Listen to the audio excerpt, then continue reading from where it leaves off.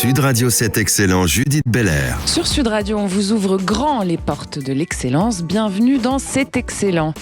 On l'a aimé avec la troupe du Splendide. C'est une figure essentielle du cinéma et du théâtre français, couronné par plusieurs Césars. Jean-Pierre Daroussin, c'est plus de 40 ans de carrière, des dizaines de rôles, une fidélité littéraire à un certain cinéma d'auteur aussi d'ailleurs.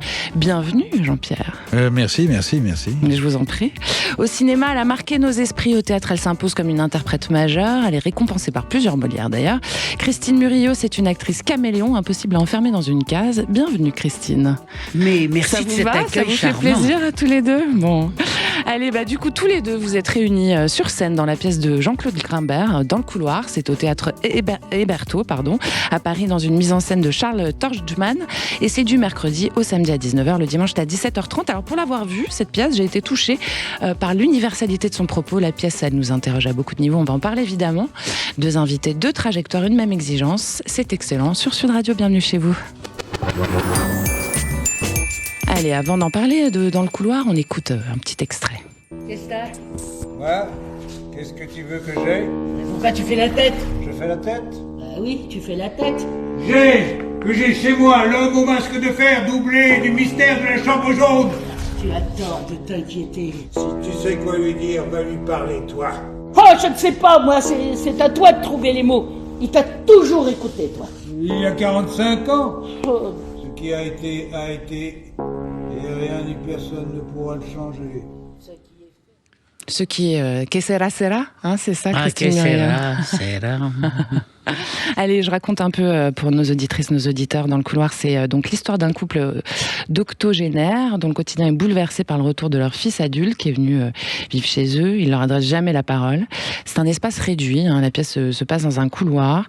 Il y a de l'humour grinçant, il y a de l'émotion contenue. C'est une pièce qui explore le silence familial, la vieillesse, l'usure des corps, la difficulté évidemment. Et puis une question essentielle aussi, qu'est-ce qui reste quand on ne se parle plus ? Christine, qu'est-ce qui reste quand on se parle plus ? Merci de me poser cette question piège. Il reste notre couple et nos chamailleries qui durent depuis 66 ans pour essayer de solutionner ce fils qui est revenu. Que je couve et que lui, Jean-Pierre dira exactement quel verbe il peut employer pour comment il considère ce fils derrière la porte qui ne nous parle pas vraiment, qui n'ouvre pas la porte. On en est même à se demander s'il est vraiment là. Ben, je vous pose la question. On n'a pas la réponse. Est-ce qu'il est vraiment là alors, Jean-Pierre ? Moi, je suis persuadé qu'il est là, qu'il m'écoute et qu'il m'écoute attentivement. Mais pourtant, on n'arrive évidemment pas ni à le comprendre, ni à savoir d'où vient ce malaise que l'on suppose être. Et comment se fait-il qu'on n'ait pas réussi à faire passer nos valeurs à nous ? En quoi les époques ont tellement ont changé, qui fait que ce à quoi nous on a pu croire est quelque chose qui est totalement caduque et dépassé et qui ne correspond plus du tout à la vie de nos enfants, de nos petits-enfants et même peut-être de nos arrière-petits-enfants. Est-ce que ça serait une vision qui vous correspond, ça ? Est-ce que finalement il y a une vraie dichotomie entre ces générations qui sont très très différentes aujourd'hui, c'est vrai. C'était moins le cas avant le téléphone portable, j'ai envie de dire. Oui, alors moi je suis un partisan de l'adaptation, contrairement à mon personnage. Oui. Mon personnage est au contraire, rigide, même justement, rejette ces moyens de communication, puisque même à un moment donné, il en est question dans la pièce, qu'on pourrait nous aussi communiquer, après tout, avec ces petits et grands écrans. Mais moi, mon personnage, lui, effectivement, rejette ça. Moi, je suis plutôt curieux de comprendre qu'est-ce qui anime les générations plus après la mienne, quoi. Moi, je sais ce qui m'a animé. Je vois bien que c'était quelque chose qui était positif, qui était assez agréable, qui a été constructif. Il se trouve que ce constructif devient problématique maintenant, parce que ce à quoi on croyait est quelque chose qui voilà. Moi, je suis d'une génération où on croyait, par exemple, au collectif. Ouais. On se disait vraiment que la vie était faite pour pouvoir vivre ensemble et s'apporter déjà être solidaire. Et voilà, il y avait que des groupes autour de nous. On était admiratifs des Beatles, des Rolling Stones. C'était des groupes. C'était pas un individu. C'est vrai, ça. L'individualité était quelque chose qui passait beaucoup plus après, dans un second temps. L'épanouissement personnel n'était pas important. Quand on gagnait quelque chose, quand on réussissait sa vie, c'était pour apporter quelque chose à la collectivité. C'était pas uniquement pour son bien-être personnel. Donc ça, c'est des valeurs dans lesquelles on s'est construit. C'est des valeurs qui maintenant ont disparu puisque la vie est devenue extrêmement, comme on dit dans la pièce, c'est devenu une compétition. C'est vrai. Voilà. Donc il faut quand même aussi s'adapter, essayer de comprendre qu'est-ce qui les anime, ces jeunes. Et puis il y a le regard acéré de Jean-Claude Grimbert, Christine, qui a fait du silence, j'ai envie de dire, presque un personnage. C'est plus un ressort dramatique, c'est le cœur du texte aussi. Hein. Il s'est très rythmé, quoi. Elle, c'est de l'amour peut-être mal distribué, et lui, c'est les mots. Alors, elle n'a pas les mots, elle entend bien ses sentences, ses principes, et Grimbert met ça en scène. C'est une joute permanente qui laisse présager de ce qu'ont pu être les 66 années de vie commune. D'ailleurs, Jean-Pierre en parle il a un grand monologue à la fin très impressionnant, où il résume la vie de couple. Jean-Claude Grimbert l'a connue, cette vie de couple. Je pense pas qu'elle illustre exactement la sienne, mais enfin c'est sa réflexion. Et puis c'est du Grimbert, c'est toujours acerbe et non pas rigolo, mais avec tout l'humour que ça suppose. Et alors ce couloir qui est un espace symbolique où vous attendez, vous écoutez, vous guettez un signe, vous vous affrontez mais vous rejoignez jamais vraiment, etc. Ça fait penser à En attendant Godot, quoi. Oui, Jean-Claude Grimbert ne nie pas d'avoir lui aussi été influencé dans sa propre jeunesse par des auteurs qui sont Samuel Beckett et entre autres Eugène Ionesco, enfin ce qu'on a appelé le théâtre de l'absurde, mais comme il dit lui-même d'ailleurs, Claude, c'était pas le théâtre qui était absurde, c'était simplement parce que c'était des gens qui se préoccupaient justement de leur époque et que leur époque elle leur semblait absurde. Voilà. Bien sûr, oui, finalement. C'est un peu ça aujourd'hui aussi, ce couple qui vieillit, on peut pas s'empêcher d'y reconnaître nos parents et un peu de nous-mêmes aussi. C'est l'effet que ça m'a fait sortir de dire que je n'y reconnais ni mes parents ni moi-même. Ah bon? Donc, vous voyez, ça marche sur ma génération. Alors. C'est un rôle de composition absolu. Mais c'est ça qui est bien, c'est d'avoir des auteurs et des metteurs en scène comme Charles Torchman pour guider ceux qui n'ont pas justement cette référence. Vous avez conscience de ça, de l'effet que ça peut faire à des gens comme moi qui viennent vous voir au théâtre et qui ressortent de là avec beaucoup moins de certitude, j'ai envie de dire. Tant mieux, c'est super, c'est un très très beau compliment parce que c'est quand même c'est un des buts du théâtre. Ça marche. Ça marche. J'étais perturbée en sortant. D'arriver à passer des sentiments qui font qu'on peut regarder la vie un peu, enfin, ce qui suit pendant quelques heures quand on sort du théâtre, ou comme quand on sort d'un bon film, ou quelque chose comme ça, et qu'on voit les choses sous un autre angle. On regarde pendant quelques instants. Je ne dis pas j'espère pour vous que ça ne va pas, cette perturbation ne va pas durer trop longtemps. Non, mais ça va durer une petite partie de la soirée. Mais c'est agréable d'un seul coup d'être sur d'autres pistes, d'aller explorer d'autres paysages. C'est quand même pas mal. Et alors, dans le couloir, ça parle aussi de ce qui nous relie quand tout se défait, j'ai envie de dire. Parce que finalement, vous êtes quand même liés tous les deux sur scène. Je pense que c'est le temps qui nous a... Qui renforce et qui délite en même temps, quoi. Hein, c'est les exactement. deux. Ouais. Mais ça tient, quoi. Ça tient. Ça tient. C'est un petit miracle. Moi, je suis éblouie par... je n'ai aucune idée de ce que peuvent avoir dans la tête les gens, le public. Quoi. Donc, je suis contente d'entendre ce que vous dites. Plein de choses. Parce que moi, je suis dans l'action et je suis piégée par les questions parce que je ne me les pose pas. Oui, parce que vous êtes dans le rôle, quoi. C'est un peu ma marque de fabrique. Je comprends pas toujours ce que je fais, mais je suis contente qu'on comprenne quelque chose en face. Bon, allez-y, Jean-Pierre. Non, je voulais dire que ce qui les relie aussi, ces personnages-là, sur 66 ans de vie commune, ils ont la chance d'avoir aussi un humour commun. C'est aussi de ne pas prendre trop au sérieux ce que dit l'autre. Oui. Donc que les choses soient plus légères, que même s'ils s'envoient des pics, ce sont des pics qui sont pris avec bonne humeur et avec humour. Et alors, vous, ce père que vous interprétez, il s'abîme un peu dans le silence souvent, et il observe puisqu'il ne parle, mais il finit par parler quand même. Il y a ce monologue dont on a parlé, qui est à peu près 10 minutes, je crois, à la fin, où finalement, c'est un père qui s'ouvre, et on y découvre une tendresse aussi assez immense, quoi. Voilà, tout au cours de...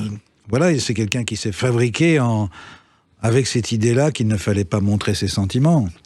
Et voilà, les événements de la pièce font que, in extremis, à un moment donné, il arrive quand même à être transcendé presque, on dirait, à à un moment donné. Se déboutonner, voilà, un petit peu, et d'arriver à se lâcher et à aller au plus profond de lui-même et à livrer à livrer en tous les cas ses regrets, ses remords et tout ce qu'il n'a pas su faire et faire amende honorable, oui. Eh bien, vous aurez compris que vous êtes sur Sud Radio, c'est excellent, on est dimanche soir, et puis on a un rituel le dimanche soir, prendre le temps du beau, tout simplement, c'est excellent. Donc, avec les deux comédiens de talent, Christine Muriot et Jean-Pierre Daroussin, vous restez avec nous. Sud Radio, c'est excellent, Judith Belair. C'est excellent sur Sud Radio, c'est des parcours qui inspirent et des mots qui résonnent. Christine Muriot, Jean-Pierre Daroussin sont avec moi, les comédiens primés sont sur scène ensemble pour la pièce de Jean-Claude Grimbert, c'est Dans le couloir, c'est dans une mise en scène de Charles Torgman, et c'est au théâtre Hébertot à Paris. Alors, juste avant de passer à d'autres sujets quand même, pour revenir sur cette pièce, on a parlé du père, on va parler de la mère, un peu cette mère qui, même quand l'ouïe baisse, quand elle n'entend plus, même quand le corps fatigue, elle entend tout quand même, quoi. Et j'ai envie de dire, elle est à l'affût. Voilà, c'est ça. Oui. Et c'est un peu la représentation universelle de l'image qu'on se fait d'une mère qui entend toujours, même quand on veut rien dire, en fait. Oui, je crois qu'elle écoute parce que elle a envie de protéger, elle a envie d'aimer, elle a envie de comprendre et elle met tout sur le dos de son mari pour que ce soit lui qui parle, que ce soit lui qui agisse, et elle fait juste écouter, quoi. Elle fait des sandwichs aussi. Elle fait des sandwichs, oui. Jean-Pierre. C'est pas une pièce très féministe, on va dire, parce qu'effectivement, là, je suis le représentant d'un vieux patriarcat et ma femme est une infirmière qui comme ça se faisait beaucoup, effectivement. qui s'occupe principalement dans la préoccupation est de faire manger ses hommes. C'est à coup de sandwich, à coup de soupe et à coup de bouillon aussi. De bouillon aussi. Tout à fait. Bon, vous aurez compris, chères auditrices, chers auditeurs, je suis avec Jean-Pierre Daroussin, Christine Muriot. Christine Muriot, on va écouter 2 petits extraits quand même. Il y a un travelot qui a placé dans l'avion. Vous vous rendez compte ? Bon, je reviens tout de suite, j'ai plus d'eau minérale. Bon, je vais chercher la voiture. Non, on va avec toi, avec toi. Grégoire, de retour un moment dans son pays natal de Normandie. Avec ses cuits, avec ses croix-pois, et ses cacaricots, oh là là. Dans le rosier de Madame Musso, je jouais sa mère. Avec ses quoi, avec ses... Et c'est Christine Muriot sur Sud Radio. Alors, le premier extrait qu'on a entendu, c'est Le coup du parapluie de Gérard Houry. Ah, je me demandais, mais j'entendais pas bien, j'étais pas du tout branchée. J'avais oublié que c'était vous. Ben oui, je vais vous dire une anecdote. J'étais au Trocadéro à un feu rouge et puis l'automobiliste à ma gauche ouvre la fenêtre du passager et il me dit « Oh, Josiane, j'adore tout ce que vous faites. » C'était Jean-Loup Dabadi et il m'avait confondu avec Josiane Balasco. J'avais tout à fait la coiffure de Josiane, brune, coupe au carré, et c'est vrai qu'on me reconnaissait pas beaucoup, mais pour moi, moi, c'était mon Hollywood. J'avais jamais connu les studios. On tournait, Gérard Houry, merci. Pierre Richard, merci. Oui, le Quelle école de liberté et de précision, j'ai envie de dire en même temps. C'est une sacrée école de tourner comme ça dans un film. Extraordinaire. Je vous jure, être à Épinay-sur-Seine et être dans la piscine de Saint-Tropez ou de je sais pas où, c'était vraiment Hollywood.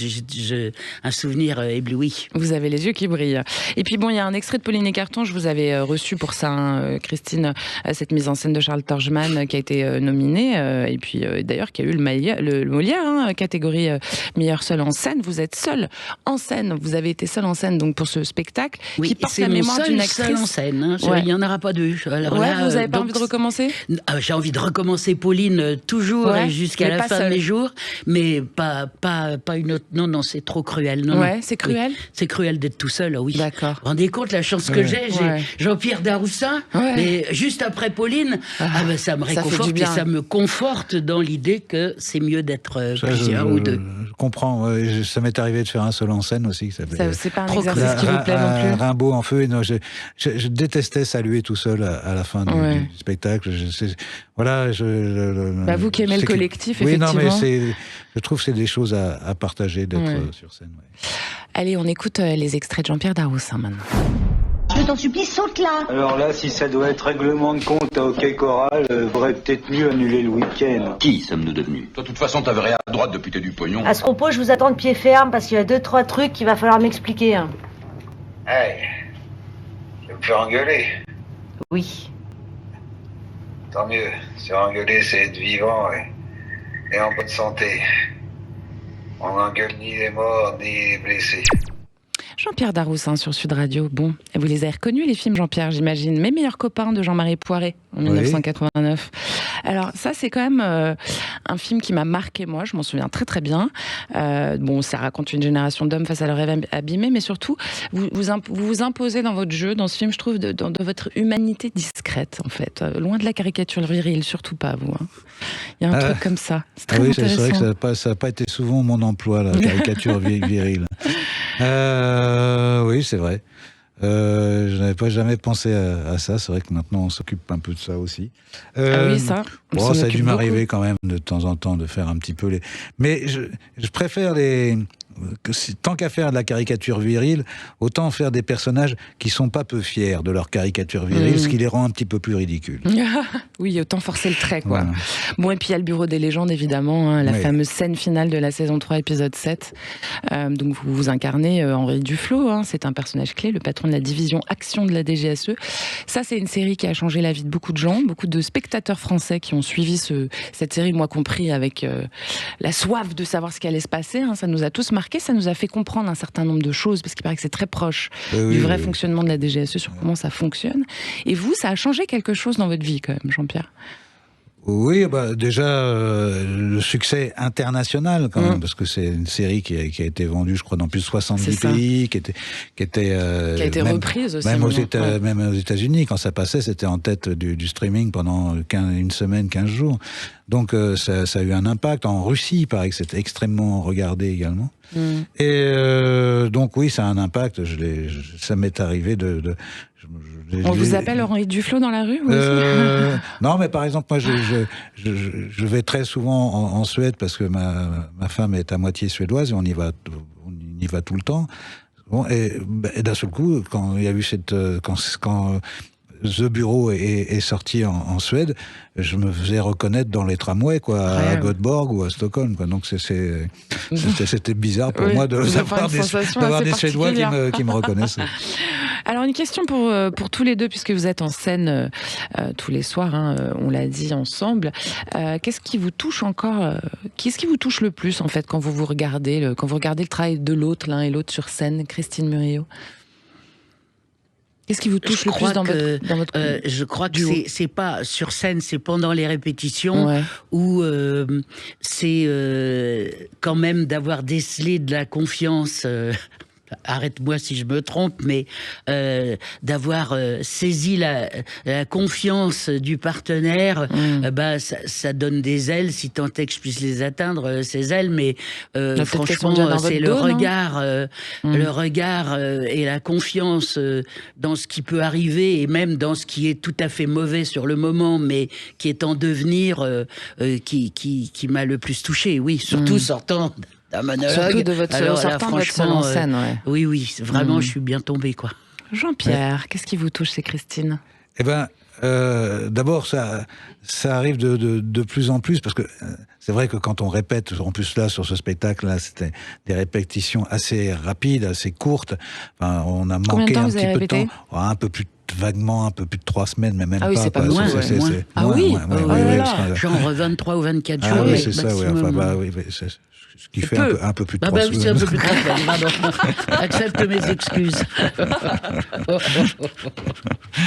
Est-ce que vous chamaillez hors scène comme ça, des fois, ou pas? Vous êtes mignon. Non. D'accord. Non, mais même... Alors, donc, forcément, au début, on est un peu... On est tendu, concentré sur essayer de réussir ce qu'on pense qu'il va falloir faire et déjà restituer le texte et tout ça. Donc on a toutes ces préoccupations-là qui font que on est un petit peu raide dans la façon de danser ensemble.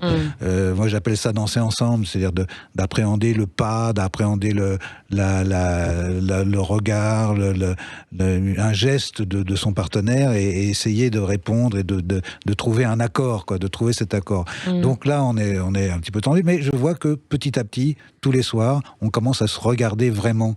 C'est-à-dire que c'est pas uniquement quelqu'un qui cherche à faire quelque chose pour un qui se regarde, c'est aussi nous, Christine, moi, Jean-Pierre, qui se regarde avec apaisement. Dans le regard, qui fait que on est complice, quoi. Il y a cette complicité qui commence à se faire, oui. Bah, c'est beau parce que ça se voit sur scène, effectivement. En fait, ça ne marcherait pas si vous singiez cette complicité, finalement. Non, parce que de toute façon, c'est impossible à singer. Ce serait pas singé, ce serait imaginé en étant à côté de la plaque, mais là, non. Là, vous êtes très juste. Hein. Le mot singé, il est intéressant, je trouve, au théâtre. Ouais. Ça m'est venu comme ça. Oui, je le trouve intéressant, vraiment, c'est pas mal. Souvent, on dit des clowns et tout ça, mais singé, c'est pas mal. Bah ouais. Ça, en fait, quand un acteur joue sans être habité vraiment de son rôle, il singe le personnage, finalement. C'est le mot qui vient, quoi. Ah ouais, non, mais voilà, singer, c'est pas mal. Et bien voilà, chers amis, singeons ensemble, c'est excellent sur Sud Radio. Restez bien avec nous, on revient dans un instant avec des comédiens de légende sur ce plateau. Je n'irai jamais singer. Ah ben voilà. Jean-Pierre Daroussin et Christine Muriot, à tout de suite. Sud Radio, c'est excellent, Judith Belair. Sur Sud Radio, c'est excellent, mettant en lumière les artistes, les passeurs, les éclaireurs de notre époque. Vous êtes en compagnie des comédiens ensemble sur scène en ce moment. J'ai nommé Christine Muriot et Jean-Pierre Daroussin. La pièce de Jean-Claude Grimbert, Dans le couloir, est en ce moment au théâtre Hébertot à Paris. C'est une mise en scène de Charles Torgman que je vous recommande. Jean-Pierre Daroussin, donc cours Florent, Conservatoire national supérieur d'art dramatique, et puis ensuite une collaboration très régulière, je dirais même centrale, avec Robert Guédiguian. Parlez-nous un peu de lui justement, puisque c'est je rappelle pour les auditeurs, c'est un réalisateur, scénariste, producteur français, très ancré à Marseille notamment. Oui, c'est on va dire maintenant un vieux camarade, mais on a le même âge et on a les mêmes origines, les mêmes envies quand on était plus jeune d'intervenir, d'avoir un engagement dans notre pratique du théâtre ou du cinéma, choses comme ça. Et j'ai connu Robert quand j'étais au conservatoire, par l'intermédiaire de sa femme, qui était Ariane Ascaride, qui était dans ma classe. Tout à fait. On était ensemble au conservatoire. Et donc, Robert, qui à l'époque était étudiant en sociologie, et puis petit à petit, il nous voyait faire, et puis bon là, il a rencontré des gens, il s'est dit, mais tiens, moi j'ai envie de faire du cinéma, j'ai des choses à dire, j'ai des choses à raconter. Il a compris comment fallait faire pour écrire des scénarios, il s'est mis à écrire des scénarios, mais petit à petit, il a fait des films. Il en a quand même fait pas mal, puisque là, je crois qu'on en a fait cette année son 24e film. Ah oui. Ça commence Belle carrière, ouais. Ça commence à compter. Et moi, j'en ai fait 20 avec lui sur ces 24. Voilà, donc c'est une collaboration très fructueuse, surtout pour moi d'ailleurs. Mais ce qui est intéressant, c'est que finalement, c'est aussi grâce à cette collaboration que votre jeu épuré qui privilégie la présence, la justesse à l'effet, au singe dont on parle depuis tout à l'heure, c'est aussi grâce à cette collaboration-là que vous avez trouvé votre justesse à vous, finalement, Jean-Pierre.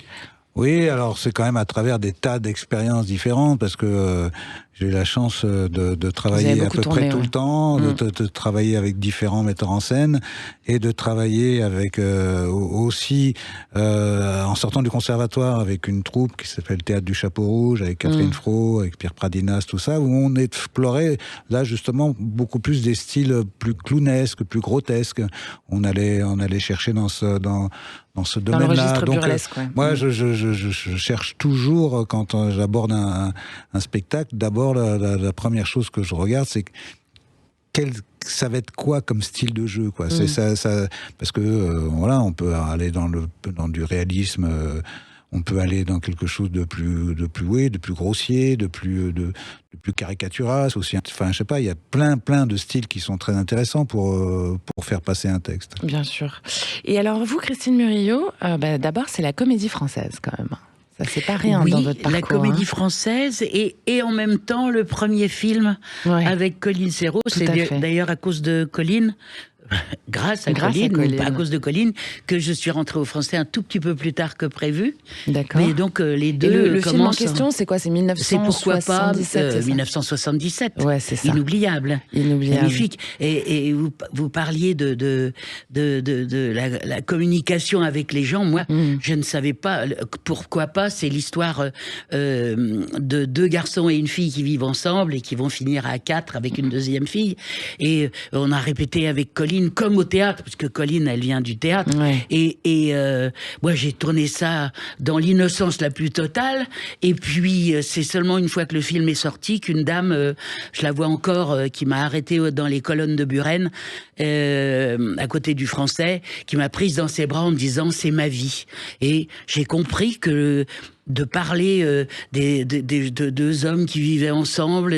Voilà. Donc moi, je découvre plutôt les sujets après coup. Je laisse bien le metteur en scène, que vous marchez à l'auteur. L'instinct, finalement, Christine. Pardon? Vous êtes dans l'instinct. Vous faites des projets et dans la par chance, instinct. je pense. Je crois que j'ai dû dire non à des choses qui me déplaisaient fortement. Ouais. Mais j'ai fait confiance aux gens dont je savais que la conscience politique ou humaine était dans un sens que je devais suivre.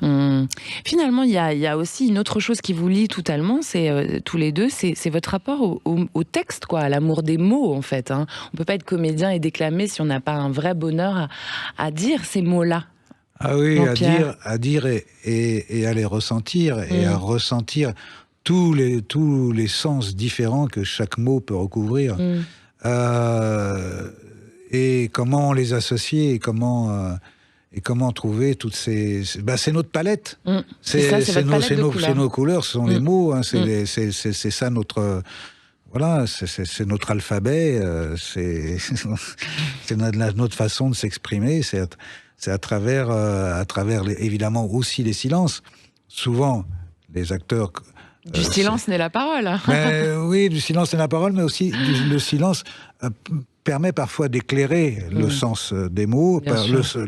Souvent, les silences, c'est l'écriture des acteurs. Hein, puisque souvent, on n'a pas le droit de rajouter des mots ou de changer le texte. Donc, c'est par le silence qu'on va donner sa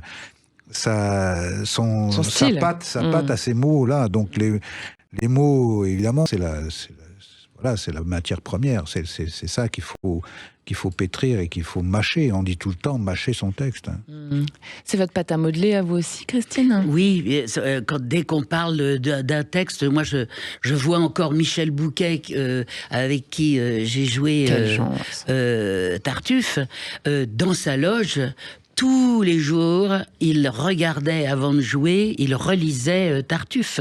C'est-à-dire que et lui qu'il avait déjà joué en tant que Tartuffe, et là il le jouait en tant que Orgon, qu'il avait joué je ne sais combien de centaines de fois, c'était toujours le texte. Et je dois dire que c'est un très bon exemple, il me semble. Et puis surtout, je m'aperçois même en jouant dans le couloir des possibilités dans les mots que je n'avais même pas soupçonnées, alors que même si on n'a pas répété beaucoup plus de 3 semaines, il y a des choses qui vous arrivent alors qu'on a beau se concentrer sur les mots vous rattrapent toujours dans une signification qu'on n'avait pas prévue et qui éclaire un petit peu plus, et c'est ça qui est bien, parce qu'on revient jouer le lendemain. Quoi, en fait, hein, oui, en oui. Ouais, et puis de creusage. Ça se dit creusage? C'est pas grave. C'est pas grave. Bon, soyons fous, c'est excellent. Oui, creusage. Jean-Pierre. Approfondissement. Oui, par exemple. Jean-Pierre, vous avez travaillé avec des réalisateurs très différents. Selon vous, qu'est-ce qui change, ou même des metteurs en scène, qu'est-ce qui change d'un plateau à l'autre, d'une scène à l'autre? C'est vous toujours, ou c'est on a envie de savoir? Alors, un peu déjà, plus là-dessus. quand on est acteur au cinéma, au théâtre un petit peu moins, parce qu'on est un peu plus maître de... Quand on est acteur de théâtre, on est un petit peu plus maître de soi, oui. Du découpage, ouais. Du montage, de tout ça. Et au cinéma, c'est assez important d'arriver à se glisser derrière les yeux du metteur en scène. Arriver à essayer de comprendre comment lui, il voit. Oui, parce que c'est son œuvre, en fait. Voilà. Et alors, je dirais que c'est marrant parce que souvent, on est obligé au théâtre d'inventer. On est des caméléons. On essaie le caméléon d'un personnage qui n'existe pas. Au cinéma, pour arriver à faire ça assez vite, moi, j'ai remarqué que je devenais un peu le metteur en scène. D'accord. J'essaie de comprendre quel type de personnalité il a, et je vois que forcément, quand il est auteur, hein, souvent, parce que comme dans beaucoup d'auteurs de littérature, les metteurs en scène aussi, quand ils écrivent, ils se mettent derrière tous les personnages. Ils sont tous les personnages. Donc il y a toujours un petit peu d'eux dans n'importe quel personnage. Donc quand on les observe bien, quand on voit leurs réactions, leur temps de silence... sur le metteur en scène pour savoir comment vous devez interpréter votre personnage, pas forcément sur le texte. Je lui pose pas forcément de questions, non, je l'observe, je regarde beaucoup comment lui se comporte avec les autres et tout ça. Okay. Je regarde ça beaucoup. Très intéressant. Et cela, ça a été le cas pour Dans le couloir avec Torgman ou pas du tout? Alors Torgman, oui, là c'est trop facile parce que d'un seul coup, non, c'est pas ça, c'est que c'est facile parce que des fois ça peut ne pas être agréable d'avoir ce mimétisme avec quelqu'un. Là, avec Charles, c'est un homme tellement bienveillant, qui a un regard tellement tendre que alors, c'est pas lui qui a écrit le texte. Ouais, non, c'est je pense plus, quand je joue, je pense plus à essayer de me mettre derrière les yeux de Jean-Claude Grimbert. Ce qui n'est pas facile, parce que il ne voit pas grand-chose. On le dira pas. Allez, c'est excellent sur Sud Radio avec Jean-Pierre Daroussin et Christine Murillo. Vous restez avec nous, à tout de suite.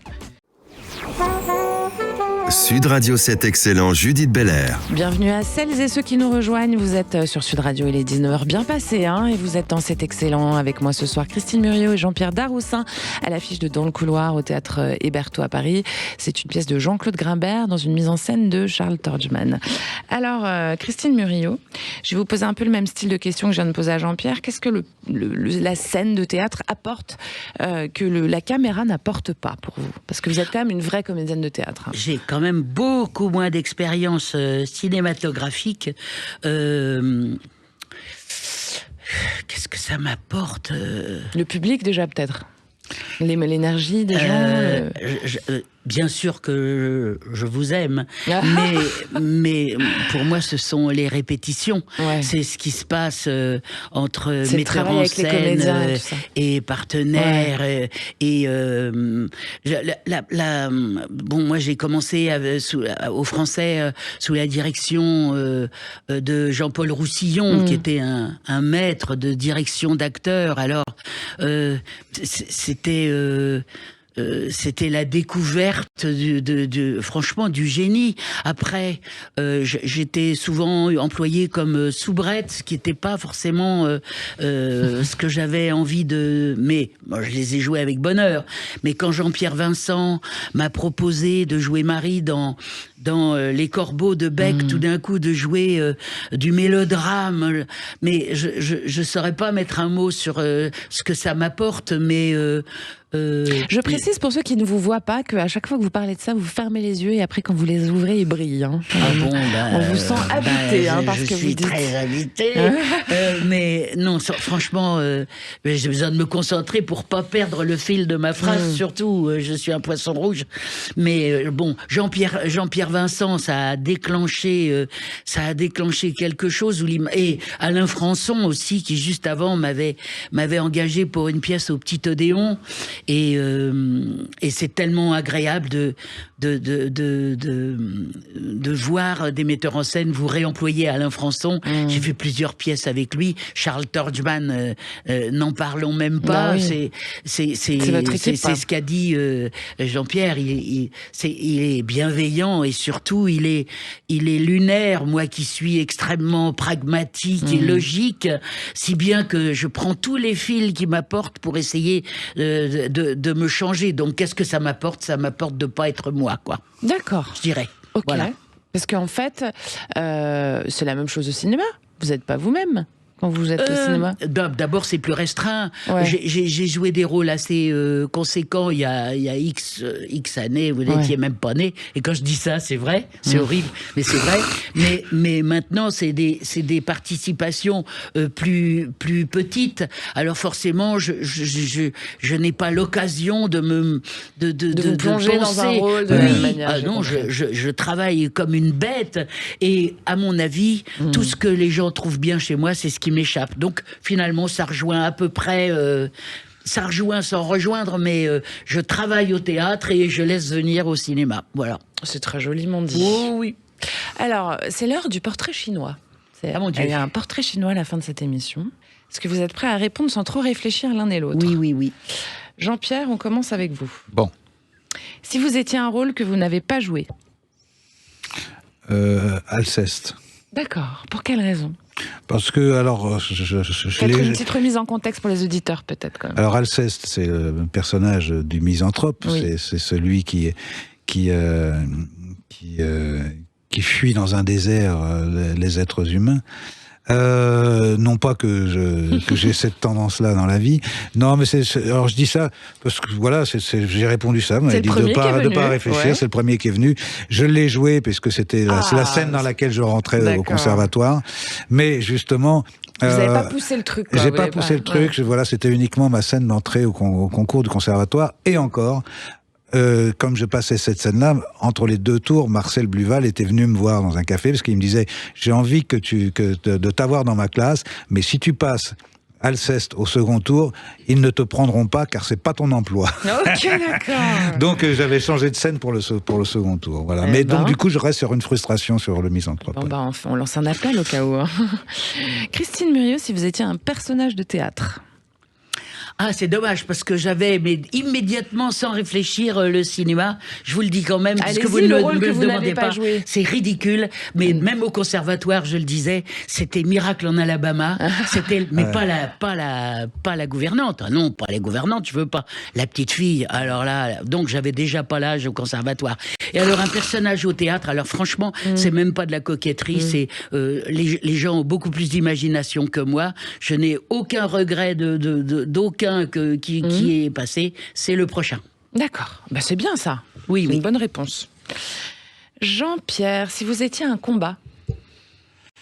Ah, si j'étais un combat, Ce serait un combat pour que la pensée existe. Mon combat à l'heure actuelle, ce serait celui de réhabiliter les penseurs. Voilà. C'est un beau combat et bien nécessaire, effectivement. Christine, si vous étiez une époque? 17e, je pense. Ah bon? Ben oui, j'adore faire des citations. Oui, 17e. Mais corseté et tout, quoi. Je pense même pas. Je pense à ce que moi j'en vois, ce que moi j'en ai joué, et puis les génies qui en ont surgi. Voilà. Dans la vie, on lui dit qu'elle parle 17e. Oui, oui, on me l'a dit une fois. Je le ressors à toutes les sauces. Oui. Ça, on peut pas dire le contraire. Jean-Pierre, si vous étiez une émotion dominante? Allez, la joie. Ah, voilà une bonne chose. Christine, si vous étiez un futur désiré? La prochaine pièce, j'ai envie de dire, je réponds à votre place. Non, un futur désiré. Je vois pas plus loin que le bout de mon nez. Non, je sais pas quoi dire. Vous savez pas? Il n'y a pas de futur que vous désirez, quoi. En fait, vous êtes bien dans le présent, vous pouvez répondre ça aussi. Voilà, je suis bien dans le présent, j'ai trop de chance. C'est bien ça. Jean-Pierre, si vous étiez une question qu'on vous pose jamais? Une question qu'on me pose jamais, c'est... Vous aimeriez qu'on vous pose? Êtes-vous optimiste? J'aime bien. Êtes-vous optimiste? Oui. Quand je suis entouré de pessimistes, je suis optimiste, oui. C'est ça. Christine, si vous étiez une question qu'on vous pose trop? Il n'y en a pas, peut-être. Non. Non. Pardon. Non, mais vous avez le droit de pas aimer mes questions. Non, pas qu'on me pose trop. Non. Non? Vous aimez bien qu'on vous pose des questions en général? Non, j'aime pas ça du tout. C'est toutes les questions qu'on vous pose. Pas, donc qu'on me pose trop, justement, je n'en parlerai pas pour ne pas en parler. Voilà, c'est une bonne réponse aussi. Jean-Pierre, qu'est-ce que vous cultivez personnellement? J'essaie de me comporter. Je fais attention à ne pas être trop sûr de moi. Ouais. Voilà. Je fais attention à mes certitudes. Vous vous ressemblez bien là-dessus, j'ai envie de dire, tous les deux. Christine, que diriez-vous à votre vous de 20 ans? C'est toi? Voilà. Vous étiez comment à 20 ans, Christine? J'étais plus mince, c'est sûr. Oui, mais non, mais dans la tête, on a envie de savoir. En fait, dans votre chemin de vie. Je crois que je les ai toujours, donc c'est affreux à dire ça, mais même moins. Je crois que j'ai toujours 8 ans, quoi. D'accord. Donc, et je le conserve. Et, vous avez bien raison. Et voilà, je n'ai pas assez de mémoire vive pour enregistrer toute la culture, les choses comme ça. Donc, je garde mes 8 ans et je m'en sers. Je m'en sers pour travailler. Je me sers de mon ignorance pour devenir cultivé. Jean-Pierre, qu'est-ce qui vous touche le plus chez les autres? Leur générosité. Ouais. Et vous, Christine, qu'est-ce qui ne vous quitte jamais? Qu'est-ce qui ne me quitte jamais? Des soquettes blanches. Pourquoi des soquettes blanches? Vous aimez ça? Je ne sais pas, ça doit être les 8 ans qui me poursuivent. Mais franchement, est-ce que vous avez les chaussures à bride vernies aussi? Non, c'est pas pour... c'est juste la chaussette. C'est juste, vous pouvez regarder, j'ai des soquettes blanches. Non, et quand j'en ai pas, ce n'est que sur scène. Et peut-être même à la cérémonie des Molières, je les ai encore. Je crois que... Oui, je confirme, je vous ai vu monter sur scène. Voilà, donc les 6 fois où j'y ai été, et j'en ai eu que 5, c'est pas mal. Et je pense qu'il pouvait y avoir la paire de soquettes. Oui, c'est une très bonne question. Je suis très contente de l'affirmer. Mais qui est-ce qui t'a pris qui a pris ce Molière à ta place? Non. Non. J'avais voté pour elle, Anne Alvaro. Oui, bien sûr. Bien sûr. Merci beaucoup, tous les deux, Jean-Pierre Daroussin, Christine Murillo. C'était un plaisir de partager avec vous. Mais merci. Merci d'être venu. Merci à vous. C'était excellent, comme on dit chez moi. Alors, on est plus 18e, là. Ah oui, j'ai sauté. Allez, Christine Murillo, Jean-Pierre Daroussin, je vous les recommande dans la pièce de Jean-Claude Grimbert dans le couloir. C'est au théâtre Hébertot à Paris, dans une mise en scène de Charles Torgman. C'est du mercredi au samedi à 19h. C'est aussi le dimanche à 17h30. Merci à vous d'être avec nous chaque dimanche à 19h pour cet excellent sur Sud Radio. Merci à Juju et son serre-tête qui réalise pour vous aujourd'hui. Et puis vous revenez la semaine prochaine, évidemment. N'oubliez pas, le samedi à 13h30 dans Parlons Femmes. Bisous.